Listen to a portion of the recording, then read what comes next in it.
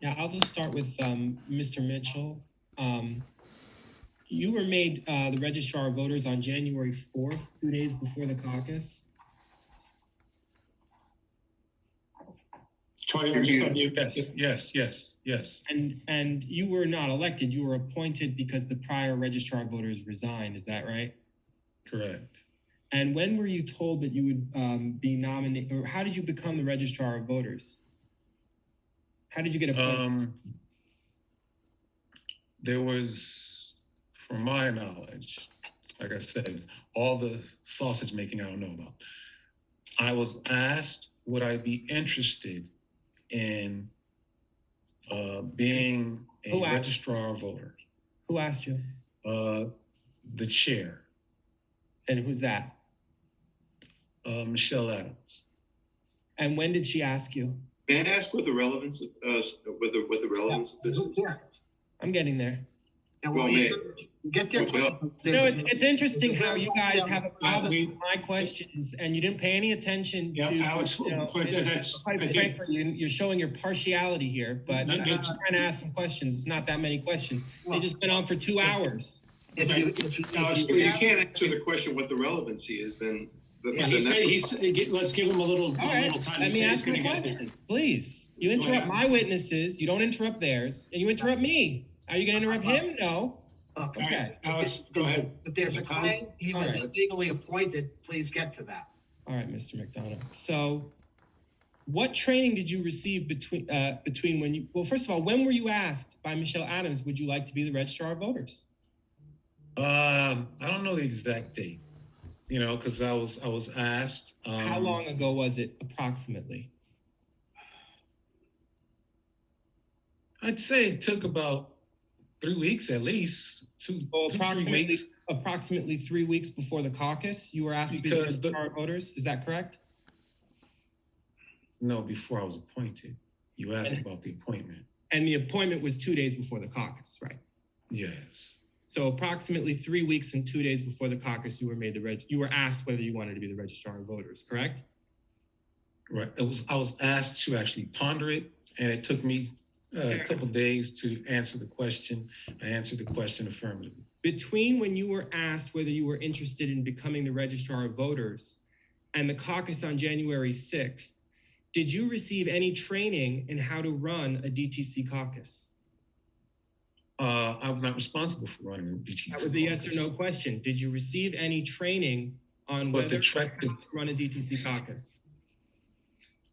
I have nothing to do with the DTC caucus other than register the voters. Mr. Reynolds, literally. This is a very relevant question. I'm going to ask that. Okay, then fine, Alex. I think you can answer. Since that's not part of your responsibilities, I trust you didn't get any training, so the answer is no. Correct. No. Thank you. Alice, proceed. And can you guarantee to me that you know the content of every piece of pink paper that was brought in and out of that caucus that night? Objection. The indication was that every piece of pink paper had the same information. No, okay. Alex asked Troy Mitchell the question. Troy, I think you can answer no, or do you want to say yes? No. Did you look at every pink piece of paper that went in and out of the caucus room? No, I think he answered that the answer has got to be no to that question. It was no to the first. So your point's made on that. Now, you were not on the ballot for the DTC, but was your wife on the ballot for the DTC? Yeah, she is. Okay. That's all the questions I have for Mr. Mitchell. I have a few questions from Ms. Adams. Please, Ms. Adams, are you ready for, please unmute yourself. Mr. Mitchell, thank you for your responses. I'm sorry, Mr. Reynolds, the complainant here. Oh, yes, Kevin. I just had a question for Mr. Mitchell. Well, I think we're relying on your counsel. So if you could text Alex we want to keep this orderly. Because if you could ask a question, then we'll ask a question. But there's some questions. I understand, but there's some questions that Alex wouldn't be able to answer because he wasn't there. And you can text Alex. Just text me, Kevin. And if it's a question I want to ask, Alex is a reasonably smart guy, in my opinion. So I think he can figure it out. So, and Kevin, if we don't get to it, we'll still let you raise your issue, but hopefully you can. Yeah, that's fine. Thank you. Alex, please proceed with Chair Adams. And I'm just trying to go through it quickly. So, Michelle, you mentioned that there was a notice on the Facebook page and in the Hartford Current for the caucus, right? Yes, there was. Did any of those notices say that you can vote from your car? No. You mentioned that the decision to allow people to vote from their cars was made prior to the caucus, right? No, that's not what the testimony was. Let her answer the question then. I'm not asking you. Well, I'm objecting because that you're misconstruing the what was Okay. testified. So you're objecting, and your Her objection is, answer is no. Because the question was a question. It wasn't a statement. yeah, So you're answering for her. so go ahead, Michelle, I think you can answer that question. Sydney, your point's taken. Can you repeat the question? The question is, was the decision to allow people to vote by car made before the caucus or not? No, So the decision to allow people to vote by car was made at the caucus.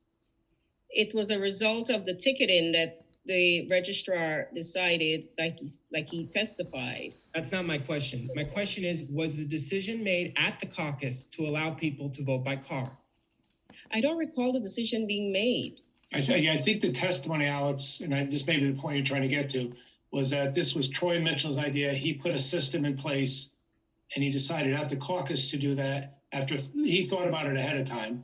There was no notice given anybody that this process would be allowed. Troy, probably based on what he's learning as registrar of voters, thought it was a reasonable accommodation. The concern is that did it tilt to one side or the other? Evidence to date is no one knew about it ahead of time. So Your another concern might be that there did some people know. been established that it was not ever publicly announced prior to or at the caucus that you can vote from your car. Right. No one disagrees with that, as far as I know. Thank you. And